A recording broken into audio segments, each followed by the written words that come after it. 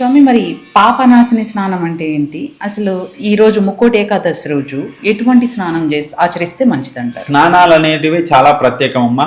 మనము ఇంతకు ముందు కూడా చెప్పుకున్నాం. ఎప్పుడైనా కానీ సరే, ఏ యొక్క పండగ రోజులలో అయినా కానీ, ఏదైనా ప్రత్యేకంగా ఏకాదశి, ముక్కోటి ఏకాదశి, తొలి ఏకాదశి ఇలాంటివంటి పర్వదినాలలో నదీ స్నానం చాలా ముఖ్యం, చాలా ప్రత్యేకం. అలాంటి రోజులలో నదీ స్నానం చేస్తే చాలా విశిష్టమైన ఫలితం ఉంటుంది. వాటితో పాటు నదీ స్నానం ఏదైనా కానీ క్షేత్రానికి సంబంధించినటువంటి స్థాయిలో నది ఉంటే ఇంకా ప్రత్యేకమని చెప్పవచ్చు. ఇప్పుడు మనకు శ్రీశైల క్షేత్రం ఉంది, అక్కడ కృష్ణా నది ఉంది, చాలా ప్రత్యేకం.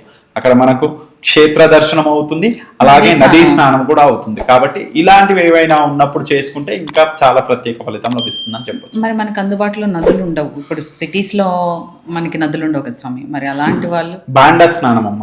అంటే పూర్వము మనకు గంగాలం అని చెప్పేసి ఉండేదమ్మా. ఆ గంగాలంలో నీళ్లు తీసుకొని ఆ యొక్క మన కలశంలో చెంబులో పట్టుకొని మనము దాంట్లో ఓంకారం రాస్తూ దాంట్లో మనకు సప్త నదులను, అంటే గంగే జయమునే జైవ గోదావరి సరస్వతి నర్మదే సింధు కావేరి జలేస్మిన్ సన్నిధిం కురు అంటూ ఆ యొక్క మంత్రాన్ని చెప్పుకుంటూ, లేదా మంత్రం కూడా రాదు మాకు, ఏమంటారు, గంగామాత, ఆ అమ్మవారి పేరైతే అందరికీ తెలిసిందే.